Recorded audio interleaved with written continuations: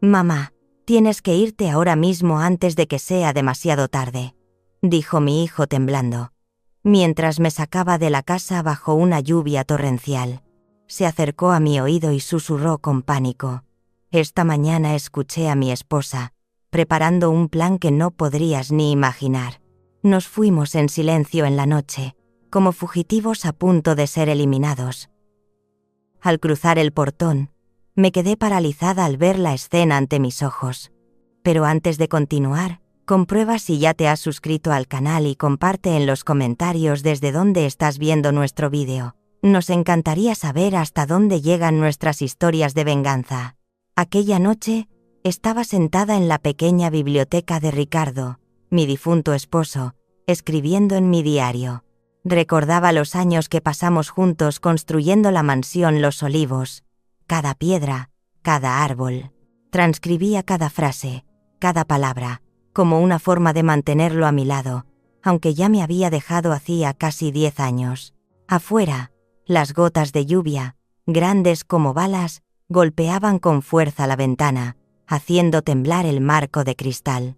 El olor a roble viejo de las estanterías se mezclaba con el de papel húmedo, un aroma familiar, como el abrazo de un viejo amigo, que me envolvía en la quietud.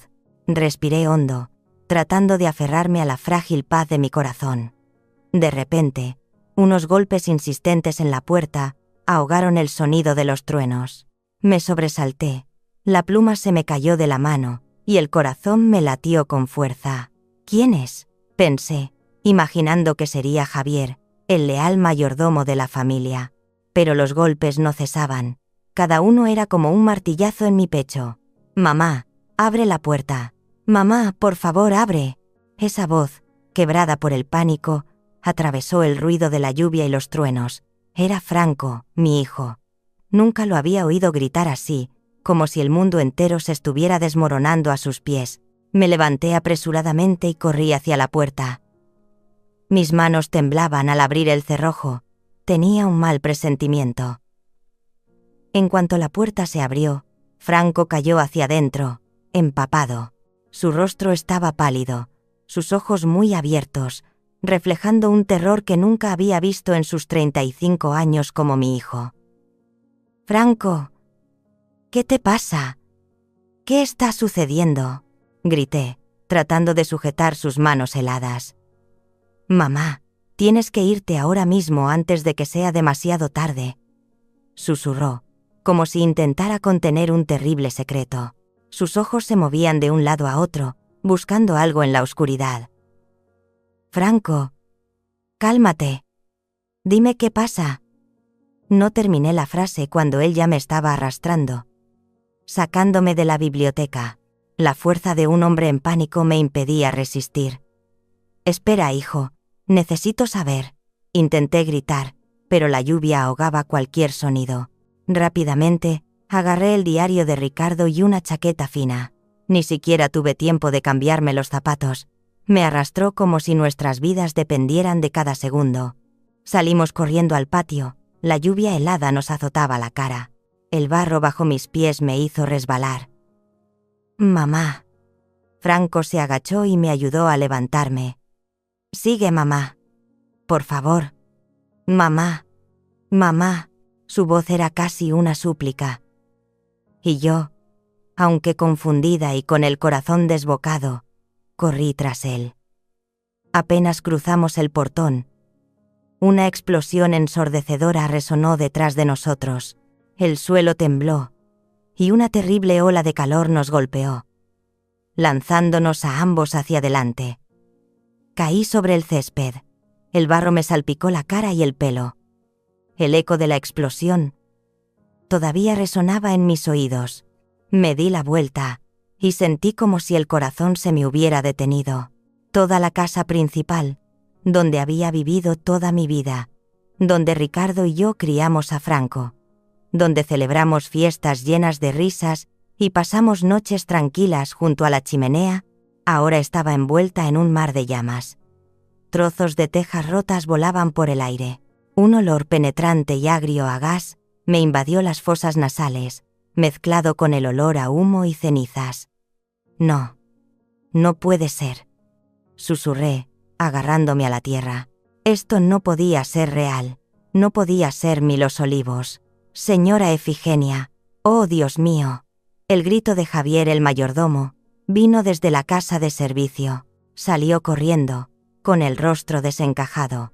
Detrás de él, María, su esposa, se cubría la cara y sollozaba desconsoladamente. Su llanto se mezclaba con la lluvia. ¿Qué es esto? Por Dios, ¿qué es esto?, gritó Javier con la voz quebrada. Se arrodilló a mi lado tratando de ayudarme a sentarme. Señora, ¿está bien? ¿Está herida? No respondí. No podía responder. Mis ojos estaban fijos en el fuego, en la casa que se derrumbaba pedazo a pedazo ante mí. Los recuerdos, las risas, las lágrimas, todo estaba siendo consumido por las llamas. Sentí un nudo en la garganta, como si alguien me estuviera estrangulando. Ante esa escena, me volví hacia Franco. Él estaba allí, de pie, sin mirar el fuego. Tenía la vista clavada en el suelo. Todo su cuerpo temblaba violentamente, como si llevara una carga insoportable. Sus manos estaban apretadas en puños, sus labios apretados y pálidos. Me di cuenta de que en sus ojos no solo había miedo, sino también culpa. Me acerqué a él y se sobresaltó. Franco, sabías que esto iba a pasar, ¿verdad?, le pregunté, mirándolo directamente a los ojos, buscando una respuesta. No dijo nada. No dijo nada. Sus ojos estaban vacíos. Me tomó la mano, la apretó con fuerza e intentó articular unas palabras, con la voz temblorosa y llena de culpa. Esta mañana escuché a mi esposa, preparando un plan. Mamá, lo siento, pero no dijo nada más. Se dio la vuelta y se fue, como si no pudiera soportar más mi mirada. Cada una de sus palabras fue como una puñalada en mi corazón. Me quedé paralizada, mirando a mi hijo, mirando las llamas que devoraban nuestra casa. Señora, tenemos que irnos de aquí, gritó Javier, alejándome del fuego. No es seguro. Pero no quería irme. Quería entender por qué. ¿Cuál era la verdad? ¿Por qué me sacó justo a tiempo? ¿Y por qué en lo más profundo de mi corazón sentía crecer una sombra llamada Isolda, mi nuera? Respiré hondo. Iba a descubrir la verdad, por muy dolorosa que fuera. El fuego parpadeante ante mis ojos me transportó a un torrente de recuerdos. A los días felices que pasé con Ricardo, cuando Franco era solo un niño que correteaba por los jardines de Los Olivos. En esta misma mansión, la risa resonaba en cada pared. Cada mañana, Ricardo me dejaba una taza de café negro en la mesa, con un delicioso aroma a canela. Siempre decía: Efi, el olor a café es lo que mantiene el alma de esta casa. Por las tardes, Franco andaba en bicicleta por el patio, trayéndome flores de lavanda recién cortadas. Era pequeño, y su voz aguda resonaba por todas partes. Mamá, mírame. Ricardo se quedaba en el porche, sonriendo, con las manos manchadas de pintura por haber estado arreglando el marco de una ventana. Una vez me dijo: si algún día ya no estoy aquí, cuida de Los Olivos. Es el testimonio más hermoso de nuestra existencia. Recuerdo las cenas en el patio, con el viento soplando a través de la parra, y la luz amarilla de las lámparas reflejándose en las copas de vino. Franco contaba historias de la escuela. Ricardo hablaba de su juventud. Y yo escuchaba, sintiendo una paz increíble en mi vida. Pero todo cambió hace 5 años. El día que apareció Isolda. Ese día, escuché el motor de un coche desde el portón principal. Levanté la vista y vi el coche de Franco detenerse en el patio. Se bajó, y a su lado Había una mujer joven. Llevaba un elegante vestido blanco. Su cabello rubio y brillante, recogido en un moño alto.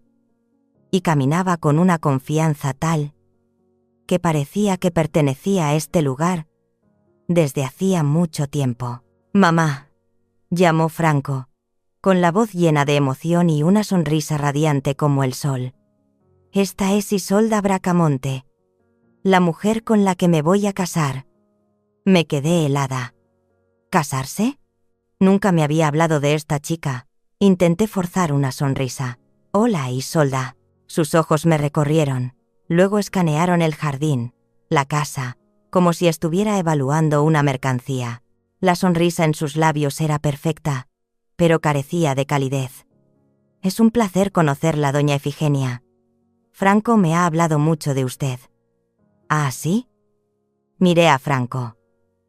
Quería preguntarle por qué no me había dicho nada, pero su mirada feliz me hizo callar. «Entren, hijos», dije, guiándolos por el patio interior, con el corazón encogido. Desde que Isolda se convirtió oficialmente en mi nuera, empezó a cambiar todo en la casa, desde las reliquias que me dejó mi madre, cada jarrón, cada plato ligado a los recuerdos de 3 generaciones. «Mamá, solo quiero que la casa se vea más moderna. Esas cosas viejas deberían estar en un museo». Franco, sentado a su lado, solo asintió. «Isolda tiene buen gusto, mamá. Creo que su idea es buena». Miré a mi hijo. Él la miraba como si ella fuera el centro del universo. Me detuve en seco. Pero luego me dije a mí misma que quizás estaba pensando demasiado. Tal vez de verdad soy anticuada. En los días siguientes, empecé a notar que Franco estaba cambiando. Mi hijo, que solía entrar en la biblioteca para pedirme mi opinión sobre una nueva variedad de olivo o el color de la pintura para su oficina, ahora solo decía cosas como: «Isolda piensa que deberíamos invertir en el proyecto de San Miguel». O «Isolda quiere organizar una fiesta para conectar con los socios». El «¿Qué te parece, mamá?», desapareció, como si yo ya no formara parte de su mundo. El hábito de tomar café por la mañana en el jardín fue reemplazado por el sonido de los tacones de Isolda y la voz de Franco llamando: «Isolda, ¿estás lista? Vamos a llegar tarde a la reunión». Yo me quedaba sola en el jardín, con la taza de café enfriándose en mis manos, mirando las rosas marchitas por falta de cuidados. Llegó mi 65 cumpleaños y pensé que lo celebraría con mi familia. Horneé un pastel yo misma, lo preparé todo, esperando ver la sonrisa de Franco al entrar. Pero la hora de la cena pasó, y en el enorme comedor solo estaba yo, sentada sola. El teléfono vibró, un mensaje de Franco. «Mamá, lo siento. Tengo una reunión urgente con un socio importante que no puedo posponer. Isolda te manda felicitaciones». Miré el mensaje. Luego el pastel frente a mí. Las lágrimas rodaron por mis mejillas. Poco después, empecé a escuchar susurros en la empresa Saavedra Arquitectura, que Ricardo y yo habíamos construido con nuestras propias manos. Nidia, la joven secretaria, me llevó a un rincón de la oficina una vez y me susurró: «Señora, la señora Isolda está participando en las reuniones. Le está diciendo a todo el mundo que usted, que su salud no es buena, que su memoria está fallando. Les dice que le informen directamente a ella para aliviarle la carga». Me quedé atónita. «Nidia, ¿estás segura?». La joven asintió, con los ojos llorosos. No quería creerlo, pero lo escuché claramente. «Estoy preocupada por usted, señora». Le sonreí débilmente y le di una palmadita en el hombro. Pero por dentro se estaba gestando una tormenta. Una tarde, Isolda entró en la biblioteca donde yo estaba sentada con el diario de Ricardo. Llevaba un fajo de papeles. Con la misma sonrisa perfecta de siempre. «Mamá», dijo, con una voz dulce como la miel. Estos son solo unos papeles de poder notarial rutinarios. Firme aquí para que yo pueda encargarme de algunos recados en el banco por usted, para que no tenga que ir y venir. Miré los papeles.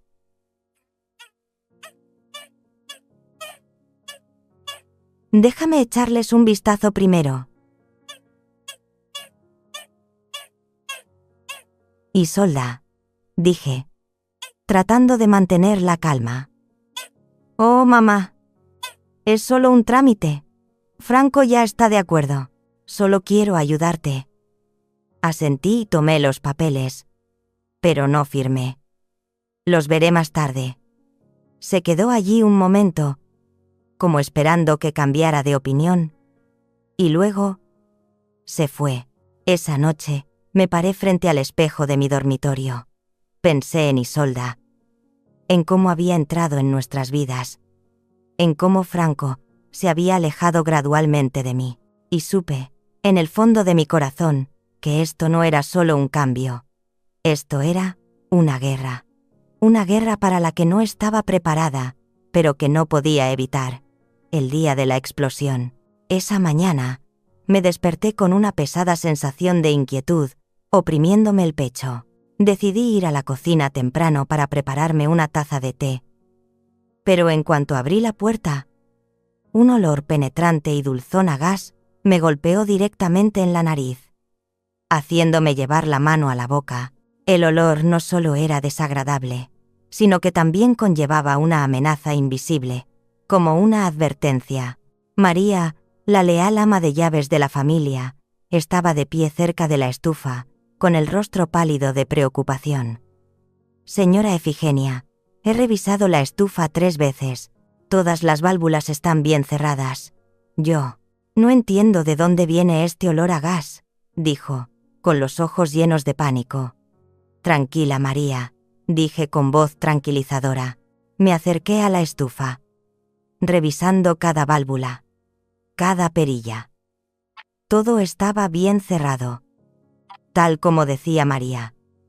Pero el olor a gas seguía allí, impregnando toda la cocina. ¿Has abierto las ventanas?, pregunté, abriendo de par en par la puerta que daba al patio trasero. Entró una ráfaga de aire frío, pero el olor a gas no se disipó. Justo en ese momento, el sonido agudo de unos tacones resonó en el suelo de mármol. Isolda entró, vestida con un caro conjunto de seda Dior, de color perla. Aspiró aire, y luego frunció el ceño. Cielo santo, ¿qué es este olor? Sin esperar mi respuesta, se dirigió directamente a la estufa, fingiendo girar una y otra vez una perilla que ya estaba cerrada. Su movimiento fue demasiado rápido, demasiado perfecto, como una actriz en una obra de teatro. Isolda, la válvula ya está cerrada, dije, con voz tranquila pero sin apartar la vista de ella. Se dio la vuelta y sonrió. Una sonrisa dulce pero tan falsa que me hizo querer retroceder. Mamá, seguro que bajaste anoche a por agua y golpeaste la válvula sin querer. Es muy peligroso, ¿sabes? Tienes que tener más cuidado. ¿Y si hubiera pasado algo? Me miró, pero su mirada se desvió hacia María, como si estuviera reforzando una historia ya preparada. ¿Verdad, María? Tenemos que prestarle más atención a la señora. María bajó la cabeza, sin atreverse a responder, con las manos todavía entrelazadas. Miré a Isolda, sintiendo una ira sorda crecer dentro de mí. No bajé a la cocina anoche, Isolda, dije, con voz firme, y estoy segura de que no toqué ninguna válvula. Oh, mamá, no te preocupes, quizás lo olvidaste. Últimamente olvidas mucho las cosas, ¿no? Se acercó y me puso la mano en el hombro. Un toque tan frío que quise apartarme. Haré que alguien revise toda la estufa. Tú solo descansa tranquila. No respondí, solo asentí, pero en mi interior, una semilla de sospecha había comenzado a germinar. Isolda se fue, pero el olor a gas permaneció, flotando, como un recordatorio de que el peligro acechaba. Durante todo el día, el olor a gas se coló por los pasillos de la planta baja, a veces fuerte, a veces débil, sembrando en mi corazón un miedo vago. Franco se fue a trabajar temprano, dejándome sola en la enorme casa con Isolda. Ella iba y venía, del salón al antiguo despacho de Ricardo, que había ocupado hacía tiempo. De vez en cuando, la oía hablar por teléfono, en susurros, con prisa, como si ocultara algo. Una vez, al pasar por la escalera, la oí decir: «Sí, todo va según lo previsto. Solo faltan unos pocos pasos». Su voz era fría, sin emoción, lo que me provocó un escalofrío. Por la tarde, pasé por el despacho de Ricardo. La puerta estaba entreabierta. La voz de Isolda llegó, aguda y decidida. «Todo está listo. Basilio, los informes médicos del doctor Marquina ya indican claramente un deterioro cognitivo. Mañana, solo necesita firmar el último poder notarial y listo». Contuve la respiración, pegando la oreja a la puerta de madera. Basilio, el primo abogado de Isolda, el mismo del que Ricardo me había advertido. «Efigenia, nunca confíes en él. Solo le importa el dinero». La voz de Isolda continuó, cada palabra como un cuchillo. «No, primo. Ella firmará. Franco la convencerá. Y si se pone terca, no importa. Solo hace falta una pequeña chispa. Ya he revisado bien los contratos de seguro de vida y de propiedad. Todo será nuestro». Retrocedí, lo más silenciosamente posible, temiendo que el más mínimo ruido delatara mi presencia. El corazón me latía tan fuerte que tuve que apoyarme en la pared para mantenerme en pie. ¿Qué estaban planeando? ¿Quitarme mis bienes? ¿O mi vida? Pensé en Franco, mi hijo, a quien Isolda acababa de mencionar como una pieza en su plan. ¿Lo sabía él? ¿Era cómplice? Esa noche no dormí. Busqué en el viejo armario de Ricardo, donde todavía se conservaba el olor de su perfume amaderado. En un rincón, encontré la pequeña grabadora de casetes que solía usar para registrar sus ideas de arquitectura. La revisé. Todavía tenía batería. «Gracias, Ricardo», susurré, como si él todavía estuviera aquí, protegiéndome. Me deslicé hasta el comedor, me arrodillé y con cinta adhesiva pegué la grabadora debajo de la mesa. Mis manos temblaban, pero presioné el botón de grabar. «Si quieres jugar a este juego, Isolda», me susurré, «no te dejaré ganar tan fácilmente». De vuelta en mi habitación, abrí el diario de Ricardo. A la luz parpadeante de una vela, escribí: «Si mañana es mi último día, al menos el mundo sabrá quién encendió la llama». Cada letra era un juramento, un acto de resistencia. Escuché los pasos de Isolda pasar por el pasillo, ligeros pero amenazantes. El olor a gas parecía intensificarse, como un recordatorio de que mi tiempo se estaba acabando. Me senté allí, abrazando el diario, pensando en Franco. «Hijo mío, ¿dónde estás tú en todo esto?», susurré, con la voz quebrada. Me sumergí en mis recuerdos. Solo cuando unos golpes insistentes sonaron en la puerta y Franco entró corriendo, con el rostro pálido y la respiración entrecortada. «Mamá, vámonos. Rápido, mamá». Y esa noche, una explosión ensordecedora rasgó la oscuridad. En ese momento, me di cuenta. El mismo hijo que me había causado tanto dolor era quien me estaba salvando de las garras de la muerte. ¿Alguna vez has estado en una situación en la que has tenido que dudar de tus propios familiares? Cuéntame tus historias familiares. Estoy dispuesta a escuchar con todo mi corazón. 3 meses antes de que el fuego devorara los olivos, me encontraba en el vestíbulo del Hotel Hacienda Júrica. Era la gala anual de Saavedra Arquitectura, la empresa que Ricardo y yo habíamos construido desde cero. Llevaba un sencillo vestido negro, el pelo recogido en un moño, y unos pendientes de perlas como único adorno. La gente a mi alrededor charlaba animadamente. El tintineo de las copas se mezclaba con las risas. Pero yo me sentía fuera de lugar, como una invitada en el mundo que yo misma había creado. Efigenia, sigues tan elegante como siempre, me dijo don Armando, un socio de muchos años y amigo íntimo de Ricardo, con una sonrisa amable que alivió un poco mi soledad. Estábamos hablando de un nuevo proyecto en San Miguel, cuando noté que todas las miradas se dirigían de repente hacia el escenario. Franco, mi hijo, subió, impecable en un traje negro, luciendo como el hombre perfecto. Pero evitaba mi mirada constantemente. Sentí una punzada en el corazón, como un presagio de algo malo. «Damas y caballeros», comenzó Franco, su voz resonando en la sala, fuerte pero fría. Como ya saben, mi madre doña Efigenia Montalbán, quien ha sido el pilar de Saavedra Arquitectura durante todos estos años, ha decidido que ha llegado el momento de que descanse. Un murmullo recorrió a la multitud, como una pequeña onda en un lago. Me quedé paralizada. La copa de vino en mi mano, de repente, se sintió pesada. ¿Descansar? Nunca había dicho eso. Nunca había pensado en dejar la empresa, en abandonar el legado que Ricardo y yo habíamos construido juntos. Miré a Franco, esperando una señal, una mirada, una explicación. Pero él solo bajó la cabeza, como si estuviera leyendo un guión preestablecido.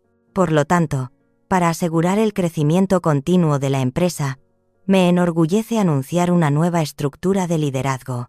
A partir de hoy, mi esposa, Isolda Bracamonte, asumirá oficialmente el cargo de directora ejecutiva, siendo responsable de todas las decisiones importantes de Saavedra Arquitectura. La sala estalló en aplausos. Isolda subió al escenario, sonrió y saludó, como una reina recién coronada. Franco estaba a su lado. Sus ojos brillaban de orgullo, pero ni una sola vez miró en mi dirección. Me quedé allí, sintiendo mi corazón oprimido por una traición que nunca había imaginado. Susurró don Armando a mi lado, con la voz llena de asombro. «Efigenia, ¿qué es esto? ¿De verdad estás de acuerdo con esto?» No respondí de inmediato, solo apreté la copa, tratando de que no me temblara la mano. «Los tiempos cambian, Armando», dije, con voz triste, pero por dentro, una ira sorda comenzaba a arder. Miré a Isolda, que bajaba del escenario y se dirigía directamente hacia mí, con una sonrisa perfecta como una máscara. Delante de todos, me puso la mano en el hombro. Se inclinó y me susurró al oído, con una voz dulce como la miel pero llena de veneno. «Mamá, solo necesita descansar y disfrutar de su vejez. Deje que yo me encargue de todo». Sus palabras fueron como una puñalada directa en mi corazón. Todas las miradas en la sala se volvieron hacia mí, algunas de compasión, otras de regodeo. Sentí la humillación, respiré hondo, levanté mi copa de vino y dije: «Gracias, hija. Solo espero que sepas apreciar las cosas por las que no tuviste que sudar para crear».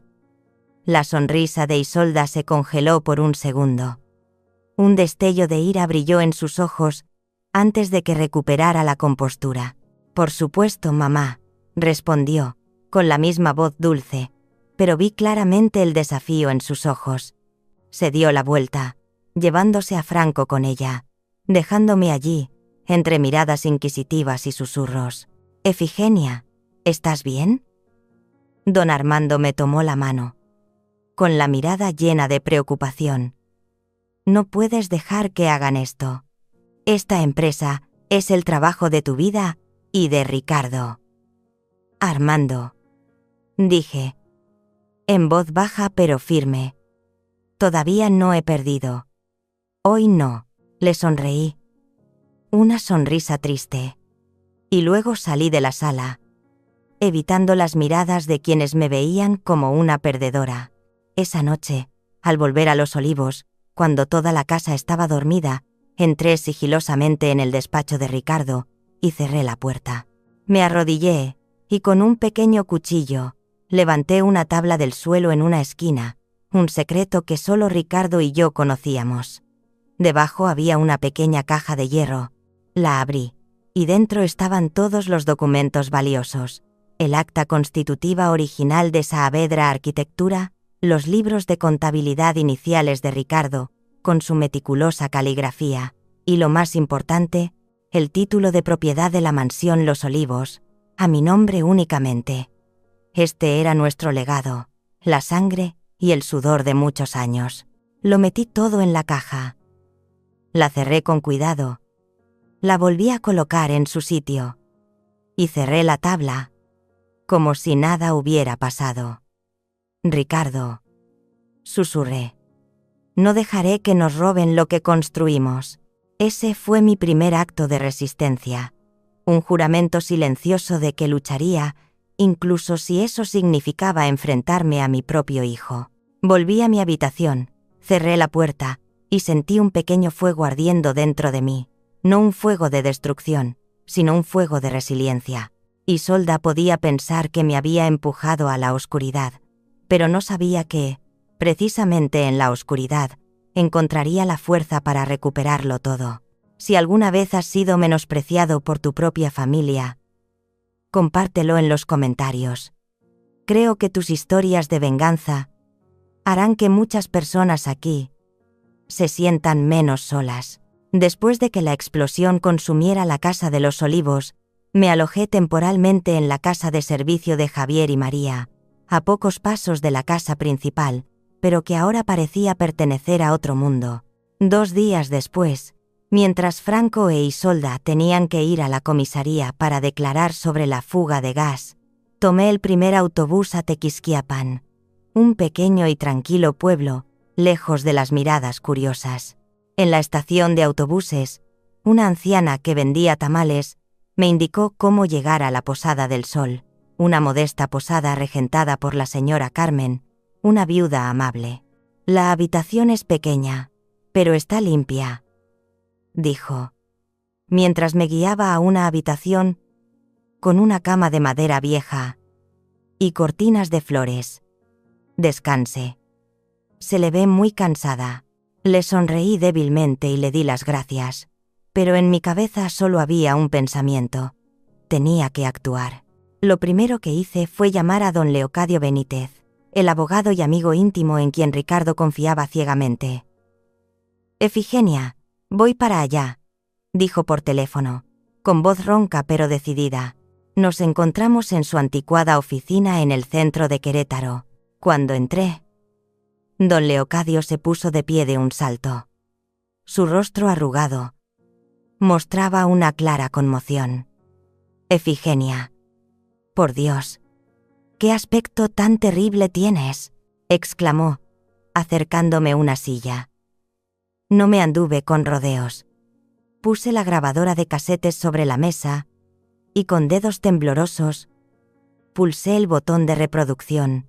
El siseo de la cinta resonó en la silenciosa habitación. La voz de Isolda, fría y cortante, se escuchó con claridad. «Todo está listo, Basilio.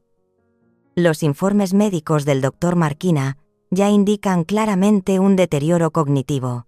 Luego, la voz de Basilio, codiciosa y meliflua. «¿Así que solo falta que firme el último poder?». Cuando la cinta terminó, don Leocadio golpeó la mesa con fuerza, haciendo que una pila de papeles viejos volara por los aires. «¡Canallas! ¡Miserables! Tenemos que llevar esto a la policía ahora mismo», rugió. «No, Leocadio», dije, con voz tranquila pero firme. «Si lo hacemos ahora, lo negarán todo. Isolda dirá que le tendí una trampa. Necesito más pruebas, algo irrefutable». Me miró, y su expresión pasó de la ira a la admiración. «Tienes razón», asintió. «No ataques a la serpiente de frente. Deja que se muerda su propia cola». Me aconsejó que me mantuviera oculta por un tiempo, para que Isolda pensara que estaba destrozada y que había huido en pánico. La semana siguiente, contacté a Nidia, la joven secretaria de Saavedra Arquitectura, cuyo padre había sido apadrinado por Ricardo. Nos encontramos en un café apartado en Querétaro, donde el olor a café tostado se mezclaba con la música ranchera de la radio. Nidia entró, mirando constantemente a su alrededor, con el rostro pálido. «Señora Montalbán», susurró, «estoy muy preocupada por usted. En la empresa, todo es muy extraño. La señora Isolda está despidiendo a todos los empleados antiguos, a los que eran leales al señor Ricardo». «Nidia, necesito tu ayuda», le dije directamente, mirándola a los ojos. «Necesito que saques copias de todos los gastos de la empresa de los últimos 2 años, especialmente los que figuran como servicios de consultoría o compra de materiales sin facturas claras». Ella asintió, aunque le temblaban las manos. «Haré lo que pueda, señora, por usted y por el señor Ricardo». 2 semanas después, llegó un paquete a la posada. Dentro había un grueso fajo de documentos. Cada página era como una puñalada en mi corazón. Se habían transferido enormes sumas de dinero a una empresa fantasma llamada Inversiones Bracamonte, a nombre de Basilio. Habían estado desangrando nuestra empresa, dólar por dólar, de forma sistemática. «Gracias, Nidia», susurré, abrazando los documentos como si fueran un tesoro. Con las pruebas en mi poder, comencé la siguiente fase del plan. Regresé a Querétaro, pero no como la fuerte Efigenia Montalbán. Me presenté ante Franco e Isolda como una anciana olvidadiza, en pánico tras el shock. En una reunión de accionistas, llamé deliberadamente al señor Alvarado, miembro del consejo, por el nombre de su difunto padre. «Oh, don Esteban, ¿cómo está usted?», pregunté, con voz ingenua. Todos intercambiaron miradas incómodas. Una noche, me puse una blusa al revés para cenar y derramé un vaso de agua sobre la mesa. «Oh, lo siento. No fue a propósito», musité. Franco me miró con dolor, pero no dijo nada. Incluso le conté a Franco una historia inconexa sobre un pony que nunca tuvo. «¿Recuerdas ese pony, Franco? Lo montabas por todo el campo». Lo repetí una y otra vez, con voz soñadora. Él solo asintió, con los labios apretados. Después de una cena, escuché a Isolda susurrarle a Franco en el salón: «¿Ves, mi amor? Te lo dije». La explosión la ha dejado completamente confundida. Tenemos que actuar, por su propia seguridad. En ese momento, supe que el pez había picado el anzuelo. Don Leocadio había organizado que Nazario, un técnico de confianza, instalara en secreto una microcámara, disfrazada de detector de humo, en la oficina principal de Isolda en la empresa. Una noche, mientras estaba sentada en mi habitación de la posada, el teléfono vibró. Un mensaje de Leocadio: «El ojo ya está abierto». Sonreí, por primera vez en semanas. En la oscuridad estaba recogiendo luz, y esa luz consumiría a mis enemigos. En los días siguientes, actuó más rápido de lo que imaginaba. Como una serpiente venenosa que ha olido sangre, sabía que estaba esperando a que me derrumbara por completo para poder arrebatarlo todo. Pero yo no era una presa fácil.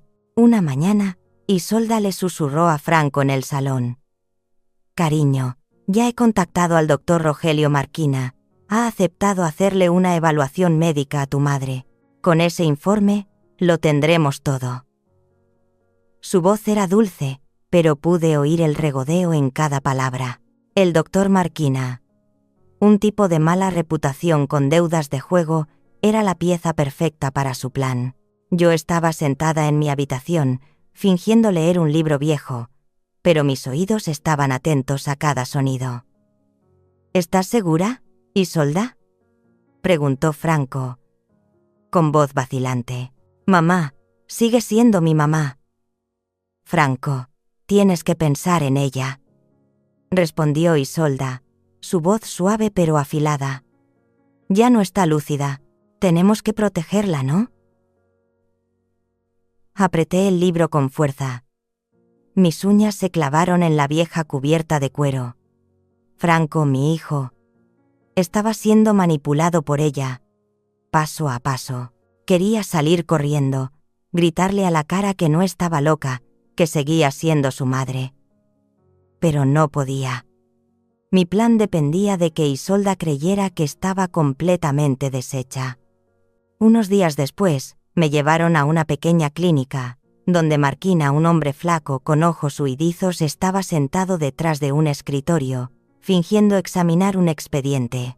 «Doña Efigenia», dijo, con una voz suave como el aceite. «¿Cómo se siente después de la explosión? ¿Olvida cosas? ¿Le cuesta concentrarse?» Lo miré directamente a los ojos, fingiendo confusión. «Yo no estoy segura», musité, haciendo temblar mis manos a propósito. «A veces no recuerdo lo que he hecho». Él asintió, tomando notas, pero vi claramente su sonrisa de suficiencia. El informe, por supuesto, llegó a manos de Isolda al día siguiente, declarando que sufría de deterioro cognitivo postraumático y que ya no era competente para administrar sus bienes. Al mismo tiempo, Basilio, el primo abogado de Isolda, preparó un conjunto de documentos de poder notarial, otorgándole a Isolda el control sobre todo lo que llevaba el nombre de Efigenia Montalbán, desde Los Olivos hasta Saavedra Arquitectura. Todo lo que necesitaban era mi firma. Sabía que el momento decisivo se acercaba, y tenía que estar preparada. Una tarde, mientras el atardecer teñía de rojo el cielo de Querétaro, Franco entró en mi habitación. Con un grueso fajo de papeles en la mano, su rostro estaba demacrado, sus ojos hundidos, como si no hubiera dormido en noches. «Mamá», comenzó con voz ronca, «Isolda y yo estamos muy preocupados por ti. Después de lo que pasó, el doctor dice que necesitas cuidados especiales. No queremos que te preocupes más por el dinero o la empresa». Lo miré, con el corazón dolido. El hijo que una vez se sentó a mi lado en el olivar, contándome sus grandes sueños, ahora estaba frente a mí, como un extraño. «Franco», dije, con voz suave, ¿de verdad crees que necesito que alguien más maneje mi vida? Él bajó la cabeza, sin responder, apretando los papeles con fuerza. «Solo tienes que firmar aquí», dijo, empujando los papeles hacia mí, su voz casi una súplica. «Es solo un trámite, para que Isolda pueda gestionar todo por ti, para asegurarse de que estés a salvo. Todo estará bien». Lo miré profundamente a los ojos, esos ojos que una vez brillaron de alegría, ahora, solo llenos de vacío y culpa. «¿Bien para quién, Franco?», pregunté, mi voz suave pero afilada como un cuchillo cortando el aire. «¿Bien para mí o bien para ella?». Franco se sobresaltó, retrocediendo un paso, como si hubiera recibido una descarga eléctrica. «Mamá, yo», balbuceó, pero no pudo continuar. En ese momento, la puerta se abrió de golpe e Isolda entró. Su rostro ya no mantenía su falsa dulzura. «Mamá, no se lo pongas más difícil a Franco», dijo, con voz cortante. «Él solo quiere lo mejor para ti». Le arrebató el bolígrafo a Franco y lo puso bruscamente en mi mano. «Firma, mamá. No compliques las cosas». La miré. Luego miré los papeles. Letras diminutas, cláusulas cuidadosamente redactadas, para despojarme de todo lo que Ricardo y yo habíamos construido.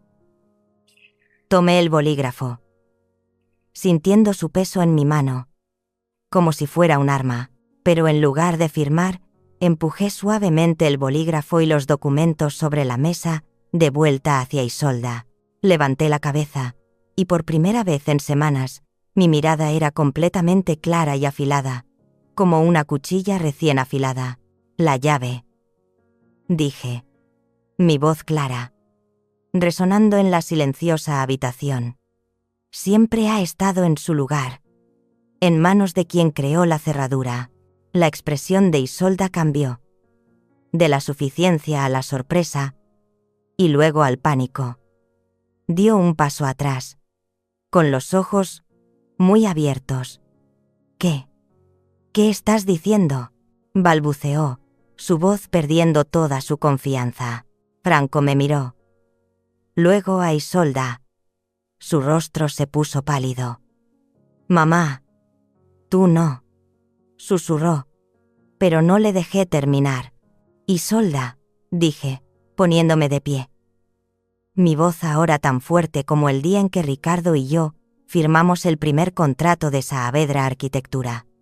¿Crees que puedes quitármelo todo con un informe falso y unos cuantos susurros? Te equivocas. Me acerqué a ella, sin apartar la vista de su rostro palideciente. No estoy loca. Y nunca dejaré que toques el legado de mi familia. Isolda se echó a reír. Pero fue una risa forzada y temblorosa. «¡Estás delirando!», gritó, volviéndose hacia Franco. «¿Lo ves? No está bien. Tenemos que hacer algo». Pero Franco no respondió. Se quedó allí, mirándome, y vi en sus ojos una chispa de duda, no sobre mí, sino sobre la mujer a la que llamaba esposa. «Fuera, Isolda», dije, mi voz tranquila pero fría como el acero.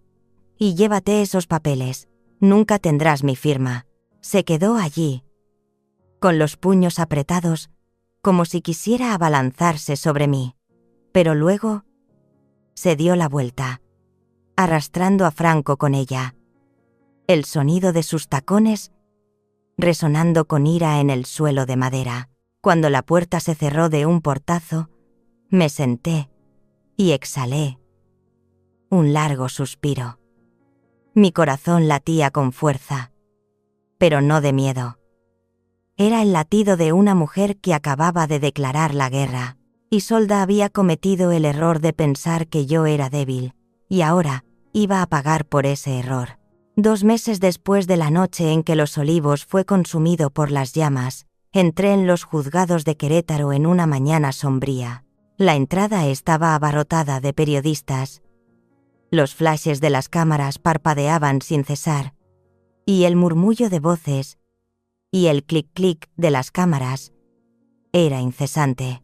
Me sentí como si estuviera entrando en una arena, donde la verdad y la mentira se enfrentarían. Javier y María, mis 2 fieles amigos, me esperaban en la entrada, sus rostros llenos de preocupación. «Patrona, ¿está usted bien?», susurró María, apretando mi mano, con los ojos llorosos. Apreté suavemente su mano, y le sonreí débilmente. «Estoy bien, María. Hoy vamos a aclarar todo». Llevaba un sencillo vestido negro, el pelo recogido en un moño, y en la muñeca, el rosario de sándalo que María me había regalado. Cada cuenta como una oración para mantenerme en calma. Al entrar en la sala del tribunal, el ambiente era frío y pesado. Vi a Isolda ya sentada en el banquillo de los acusados, frente a mí. Llevaba un elegante traje blanco, su brillante cabello rubio perfectamente peinado, pareciendo un ángel inocente.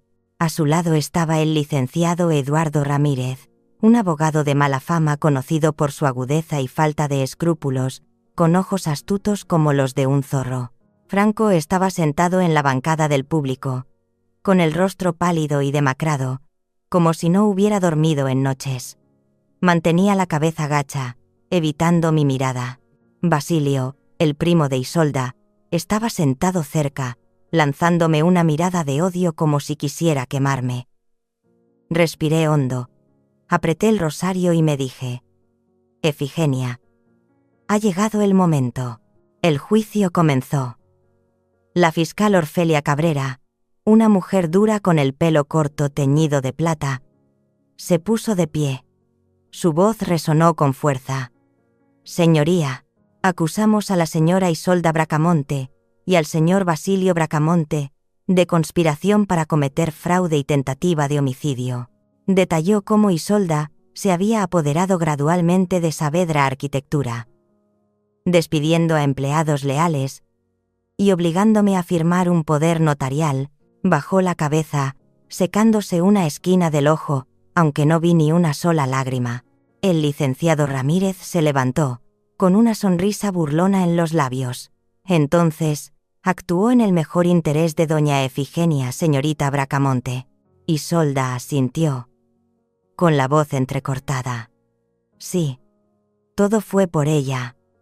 Franco también lo sabe. Miró a Franco, pero él solo bajó la cabeza aún más, apretando las manos.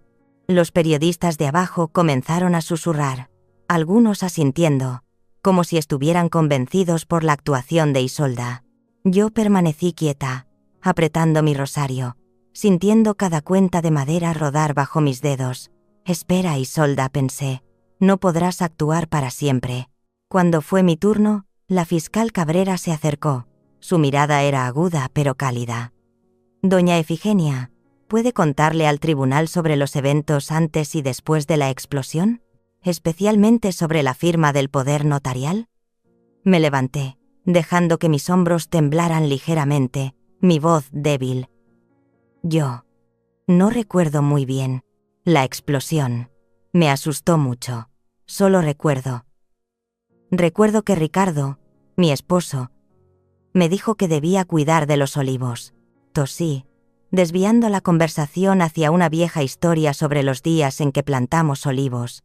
Como una anciana senil, el licenciado Ramírez se echó a reír, levantándose con aire de victoria.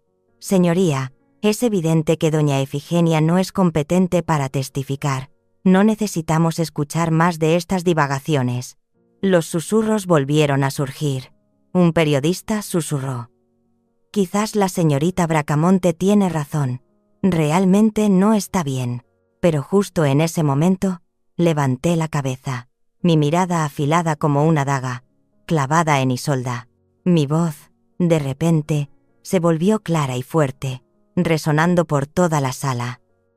Si realmente estuviera confundida, señoría, ¿cómo podría recordar con tanto detalle la noche en que llamó a Basilio, susurrando sobre una pequeña chispa y un contrato de seguro? La sala se sumió en un silencio mortal. Isolda se puso pálida. Sus manos se aferraron a la mesa. Sus ojos mostraban un pánico evidente. Basilio se levantó de un salto, con el rostro blanco como un fantasma. Un periodista susurró a su grabadora. Franco levantó la cabeza y me miró, con los ojos muy abiertos, como si acabara de despertar de un sueño profundo. ¿Qué?, balbuceó Ramírez, tratando de recuperar la compostura. Doña Efigenia, ¿a qué se refiere? ¿Tiene pruebas? ¿O son solo las palabras de una persona no competente? Sonreí. Una sonrisa fría pero llena de confianza. Señor Ramírez, dije, con voz firme, no solo tengo palabras, tengo pruebas, y esas pruebas harán que la señorita Bracamonte desearía no haber entrado nunca en Los Olivos. Me volví hacia la fiscal Cabrera y asentí levemente. Ella entendió el mensaje e hizo una seña a un funcionario del tribunal. Si un día te encontraras en una situación como la mía, entre la espada y la pared de reclamar justicia o dejarlo todo por los lazos familiares, ¿qué elegirías? Cuéntame las historias de tu familia. Estoy dispuesta a escuchar con todo mi corazón. Fuera de la ventana, las gotas de lluvia comenzaron a caer, como un presagio de la tormenta que se avecinaba. Miré a Isolda, la vi apretar las manos. Sus ojos llenos de pánico se movían de un lado a otro, como una bestia acorralada. Te equivocaste, Isolda, pensé. Pensaste que era débil, pero tu propia arrogancia será el fuego que te consuma. Me senté, sintiendo la fuerza regresar a cada aliento, lista para el golpe final. El silencio que envolvió la sala del tribunal después de mis palabras se prolongó hasta ser asfixiante, como si el mundo entero contuviera la respiración. Todas las miradas, desde el juez hasta los periodistas, estaban clavadas en mí, expectantes. Isolda permanecía inmóvil, con el rostro pálido como el papel, sus manos aferradas a la mesa como si quisiera romperla. El licenciado Ramírez, su abogado, balbuceó un intento de objeción. Señoría, esto es una acusación infundada. Pero la fiscal Orfelia Cabrera se levantó rápidamente, haciendo una seña a un funcionario del tribunal, con la mirada afilada como una cuchilla. Señoría, dijo, con voz grave pero segura, tenemos una prueba crucial que presentar. Una gran pantalla descendió del techo de la sala. La tenue luz de las ventanas proyectaba extrañas franjas de luz sobre ella. Un hombre delgado, con gafas, subió al estrado de los testigos. Sus manos temblaban ligeramente mientras sostenía un ordenador portátil. Este es Nazario Sánchez, nuestro técnico en recuperación de datos, presentó la fiscal Cabrera, su voz resonando. Él presentará un vídeo extraído de una cámara de seguridad oculta en la cocina de la mansión Los Olivos. Nazario comenzó a operar el ordenador. Sus dedos se deslizaban rápidamente sobre el teclado, la pantalla se iluminó, y la sala contuvo el aliento. Apreté el rosario de sándalo en mi muñeca, sintiendo cada cuenta rodar bajo mis dedos, como un recordatorio de que había llegado hasta aquí, de que la justicia estaba muy cerca. El vídeo comenzó a reproducirse. La imagen de la cocina de Los Olivos apareció con una nitidez asombrosa. Los azulejos azules, la mesa de caoba y el jarrón de orquídeas blancas que tanto le gustaban a Isolda. Entonces, apareció ella. Isolda entró en la cocina, caminando con cautela, sus ojos escudriñando el lugar como un depredador. Se detuvo junto a la estufa, extendió la mano y abrió la válvula del gas, dejándola abierta, su rostro en ese momento, frío y calculador, sin un ápice de duda, como si hubiera practicado ese movimiento cientos de veces. En la sala se oyeron jadeos ahogados. Algunos se taparon la boca, incrédulos. A continuación, apareció Basilio. Su traje gris claro lo hacía parecer un hombre de negocio respetable. Se paró junto a Isolda, sosteniendo un fajo de papeles. Aquí está el contrato de seguro. Su voz resonó por los altavoces, meliflua y codiciosa. Solo hace falta una chispa. Y todo será nuestro. Isolda soltó una risa burlona, una sonrisa que nunca pensé que vería en el rostro de mi nuera. Una sonrisa de crueldad y victoria. No te preocupes, Basilio, dijo, con voz cortante. Esa vieja nunca sabrá lo que pasó. Toda la sala estalló en susurros, jadeos y exclamaciones de «¡Oh, Dios mío!». Entre la multitud, Isolda se levantó de un salto, con los ojos desorbitados y el rostro descompuesto por el pánico. «¡Es falso!», gritó, señalando la pantalla. «¡Lo han editado! Yo no hice eso». Pero el licenciado Ramírez la hizo sentar rápidamente, susurrándole algo al oído, aunque él también estaba pálido como la cera. La fiscal Cabrera se volvió hacia mí. Su mirada parecía decir: «Ahora es el momento». «Efigenia, doña Efigenia», preguntó, con voz suave pero autoritaria, «¿puede explicar este vídeo?». Me levanté, sintiendo la fuerza regresar a cada fibra de mi ser, como si Ricardo estuviera a mi lado, con la mano en mi hombro. Mi voz ahora era firme, clara, sin rastro de la debilidad o confusión que había fingido durante semanas. «Señoría», comencé, mi mirada recorriendo la sala y deteniéndose en Isolda y Basilio. No he perdido la memoria. Fingí haberla perdido para que ellos mismos se delataran. La sala volvió a llenarse de murmullos, pero esta vez de asombro y admiración. Continué. Con voz de acero. Sabía que lo habían planeado durante mucho tiempo. Robar Saavedra Arquitectura.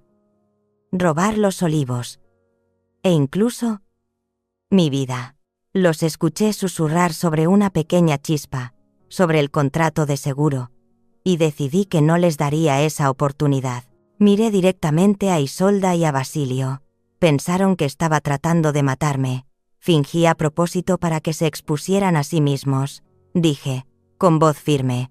Franco, sentado en la bancada del público, se cubrió el rostro con las manos. Miré a mi hijo, con el corazón dolido, pero no podía detenerme. Isolda se levantó de nuevo, gritando como una loca. «Me tendiste una trampa. Me has estado tendiendo una trampa todo este tiempo, Efigenia». Intentó abalanzarse sobre mí, agitando las manos como si quisiera atacarme. Pero el licenciado Ramírez y un guardia de seguridad la sujetaron con fuerza. «Soltadme», gritó, con el pelo revuelto, sin rastro de su elegancia anterior. La miré directamente a sus ojos llenos de odio, mi voz tranquila pero cortante. «No, Isolda, no te tendí una trampa. Solo esperé a que se hiciera justicia». Mis palabras fueron como el martillazo final, destrozando todas sus ilusiones. El mazo del juez golpeó la mesa. «¡Orden! ¡Orden en la sala!», gritó. Un periodista se levantó de un salto, gritando: «Doña Efigenia, es usted una heroína». Otros se unieron, creando una ola de emoción incontenible. Me senté, sintiendo una oleada de fuerza recorrer mi cuerpo, pero al mismo tiempo, una profunda tristeza. Había ganado, pero el precio era la ruptura de mi familia. La sala del tribunal permaneció en un silencio sofocante después de que terminara el vídeo. Pero solo unos segundos después, Isolda se levantó de un salto, gritando como una bestia herida. «Es falso. Esa vieja lo ha inventado todo», gritó, señalándome con el dedo, con los ojos inyectados en sangre. Me odió desde el primer día. Todo fue una trampa. Se debatió, tratando de liberarse de los dos guardias de seguridad que la sujetaban por los hombros. Con el pelo revuelto, sin rastro de su elegancia habitual, el juez, un hombre mayor de rostro severo, golpeó con fuerza el mazo sobre la mesa. El sonido resonó como un trueno. Gritó, su mirada glacial recorriendo la sala. Luego miró directamente a Basilio, que estaba petrificado en su asiento, con el rostro tan blanco como si hubiera visto un fantasma. «Policía», ordenó el juez, con voz firme, «arresten a Basilio Bracamonte por complicidad en conspiración para cometer fraude y lesiones dolosas». Dos corpulentos policías se acercaron. Basilio no opuso resistencia. Todo su cuerpo se aflojó, como el de una marioneta con los hilos cortados. «Yo no he hecho nada malo», balbuceó mientras lo esposaban, pero su voz era débil, poco convincente. Miró a Isolda con resentimiento, como si quisiera decir que ella lo había arrastrado a ese lodazal. Lo miré, sintiendo un atisbo de lástima, pero fue fugaz. Él había elegido el lado de la oscuridad y ahora tenía que pagar el precio. La fiscal Orfelia Cabrera se levantó. Con porte digno, su voz clara cortó el aire tenso. «Señoría, también tenemos una orden de arresto para la contadora jefe Mireia Santos, quien colaboró con los acusados para realizar transacciones fraudulentas. La señora Santos fue arrestada en las oficinas de Saavedra Arquitectura hace 10 minutos». Un murmullo de asombro recorrió la sala. Mireia, que me saludaba con una reverencia cada mañana en la empresa, también formaba parte de la conspiración. Apreté mi rosario de sándalo, sintiendo un peso en el corazón. ¿Cuántas personas me habían traicionado? Habían traicionado a Ricardo. Isolda, como si la noticia sobre Mireia la hubiera provocado, soltó una risa seca, una risa demencial y fuera de lugar. ¿Creen que han ganado?, gritó volviéndose hacia mí con los ojos encendidos de odio. ¿Creen que han recuperado los olivos? Yo solo quería respeto. Solo quería lo que me correspondía por derecho. Su voz se quebró, mezcla de ira y desesperación, como alguien que se aferra a sus últimos vestigios de honor. La miré sin decir nada, pero por dentro, una oleada de emociones me invadió. ¿Respeto? Había quemado mi casa, intentado acabar con mi vida, manipulado a mi hijo, solo para obtener lo que ella llamaba respeto. Quise levantarme, gritarle a la cara que no se lo merecía, pero me contuve. No era momento para la ira. Era el momento de que la justicia hablara. En ese instante, la fiscal Cabrera asestó el golpe final. Una verdad que ni siquiera yo esperaba. Se acercó al estrado, sacó un expediente con un sello rojo, y su voz resonó como una campana. Señoría, hay un último detalle que aclarar. Los acusados conspiraron para apropiarse de algo que nunca podrían haber tocado. Levantó el expediente, su mirada recorriendo la sala. Hace 3 años, después de presenciar cómo un amigo cercano fue despojado de su hogar por sus propios hijos, el señor Ricardo y la señora Efigenia Montalbán transfirieron en secreto la totalidad de la mansión Los Olivos y los terrenos circundantes a un fideicomiso irrevocable llamado Fundación Montalbán. Esta propiedad no puede ser vendida, no puede ser hipotecada y no puede ser heredada de la manera convencional. Ya estaba destinada a convertirse en un bien para la comunidad. Un silencio absoluto se apoderó de la sala, pesado como una manta de plomo. Todos, desde los periodistas hasta el público, estaban atónitos. Franco, sentado en la bancada del público, levantó la cabeza, con los ojos muy abiertos y las lágrimas rodando por sus mejillas. Miré a la fiscal, luego al expediente, sintiendo una oleada de emoción. Ricardo, el hombre al que amaba más que a mi propia vida, lo había previsto. Había protegido Los Olivos, me había protegido a mí, incluso después de haberse ido. Isolda dejó de gritar, me miró, y el odio en sus ojos se transformó gradualmente en una desesperación absoluta.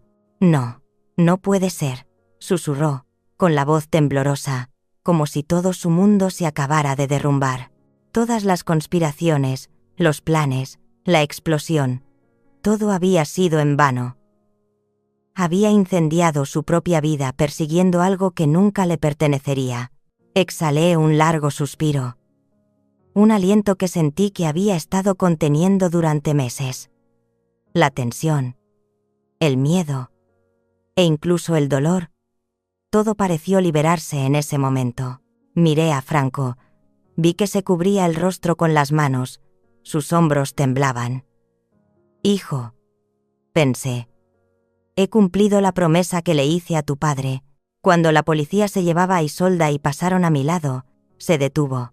Sus ojos, ya sin arrogancia, solo reflejaban el vacío de una perdedora.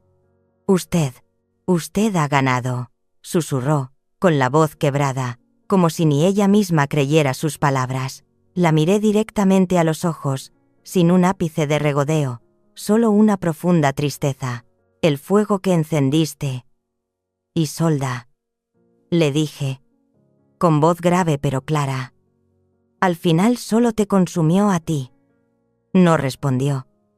Solo bajó la cabeza y se dejó llevar por la policía.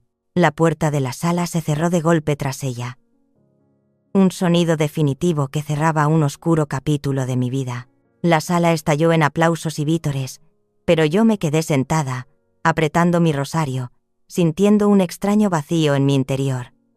Había ganado, pero esta victoria no me traía alegría. solo dejaba una tristeza. La tristeza por lo que había perdido. Por Franco. Por la familia. Que una vez había soñado. Señora Efigenia, susurró Javier, tomándome la mano mientras salíamos de la sala. Lo ha conseguido.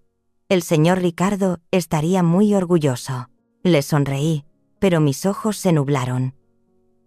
Solo espero, dije, con la voz entrecortada, que todavía tenga la oportunidad de salvar a mi hijo. Un año después del día en que Los Olivos fue devorado por las llamas, me encontraba frente al portón principal de la mansión reconstruida. Sobre la pesada puerta de hierro, una brillante placa de bronce colgaba solemnemente, con la inscripción: Fundación Los Olivos, refugio para mujeres de la tercera edad. Cada letra era una promesa, un legado que Ricardo y yo habíamos protegido juntos. Hoy era la inauguración de la fundación. Había muchos invitados, desde viejos amigos como don Leocadio y don Armando, hasta rostros nuevos que nunca había visto.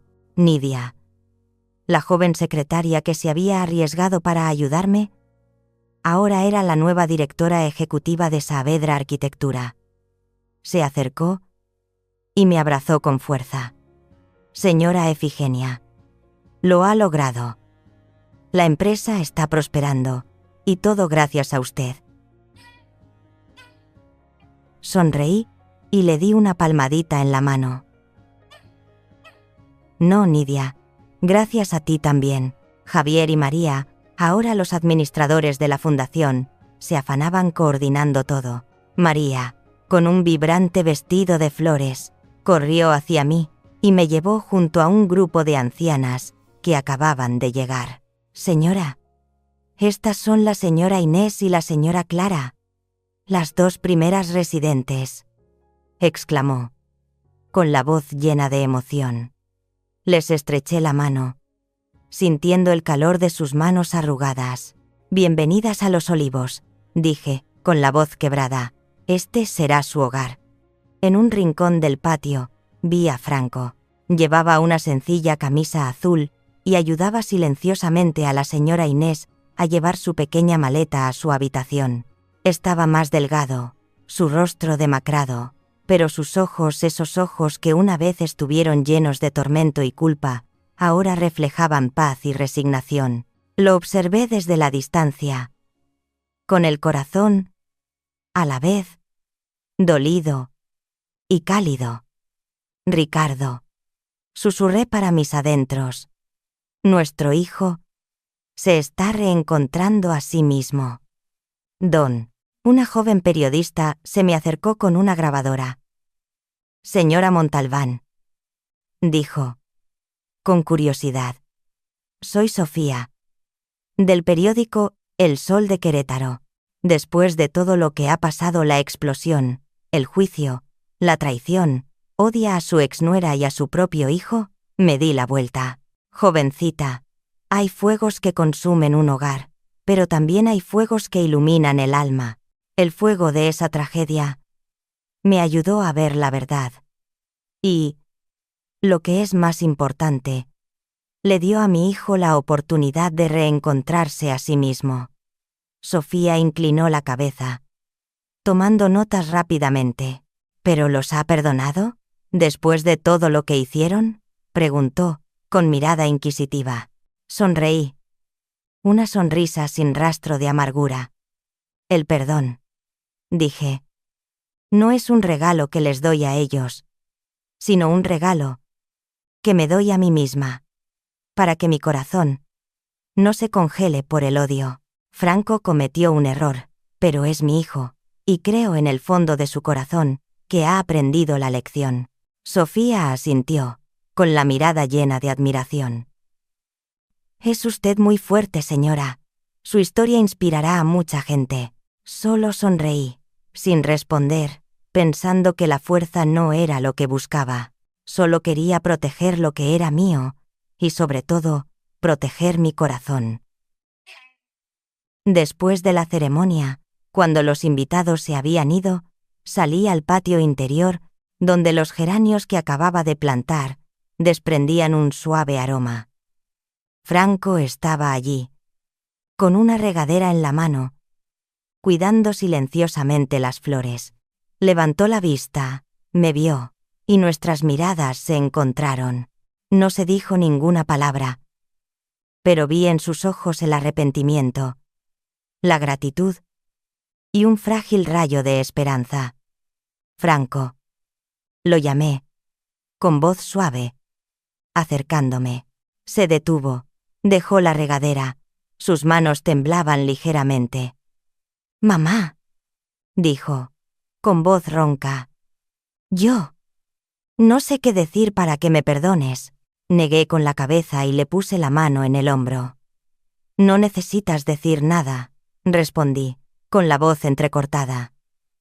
«Las disculpas ya se han dicho cientos de veces entre lágrimas. Lo que necesito es verte vivir fiel a ti mismo, como el hijo mío y de tu padre». Él asintió.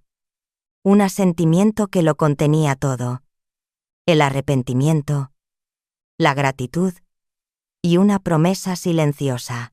Yo también asentí en respuesta, sintiendo un nuevo comienzo entre nosotros, frágil pero lleno de esperanza. Levanté la cabeza y respiré hondo. No había ganado porque mi venganza hubiera tenido éxito. Había ganado porque había evitado que mi corazón se convirtiera en cenizas. «¿Ricardo?», susurré, mirando al cielo. «Lo he conseguido.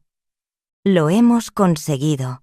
Mientras veía las últimas llamas extinguirse en los olivos, comprendí que ninguna tormenta puede hundir un corazón que todavía sabe amar. La traición, la pérdida, las oscuras conspiraciones. Todo me enseñó que la verdadera fuerza de una madre no reside en la venganza, sino en saber detenerse a tiempo, en saber soltar lo que se ha quemado, para plantar nuevas semillas en su propio corazón. No puedo borrar el pasado, pero puedo elegir cómo define el resto de mi vida. El odio solo te agota, mientras que el perdón, por muy difícil que sea, libera tu propia alma. Perdono no porque se lo merezcan, sino porque no quiero seguir prisionera del dolor. Si hay algo que quiero transmitir a quienes sufren por culpa de sus seres queridos, es esto. No dejes que nadie te haga olvidar tu propio valor. Incluso si tu mundo se está derrumbando, tienes derecho a empezar de nuevo y a escribir un nuevo capítulo con tus propias manos. La historia que acaban de escuchar ha sido modificada en nombres y lugares para proteger la identidad de los involucrados. No contamos esto para juzgar, sino con la esperanza de que alguien escuche y se detenga a reflexionar. ¿Cuántas madres están sufriendo en silencio en sus propios hogares? Realmente me pregunto, si estuvieras en mi situación, ¿qué harías? ¿Elegirías el silencio para mantener la paz? ¿O te atreverías a enfrentarlo todo para recuperar tu propia voz? Me gustaría conocer tu opinión sobre esta historia de Efigenia, o cualquier otra sugerencia para mejorar nuestro contenido. Dios siempre bendice, y estoy segura de que el coraje nos llevará a días mejores. Mientras tanto, en la pantalla final dejaré 2 de las historias más queridas del canal. Creo que te sorprenderán. Gracias por quedarte conmigo hasta este momento. Si esta historia te ha llegado al corazón, dale a me gusta. Suscríbete al canal y activa la campana de notificaciones para no perderte las próximas historias.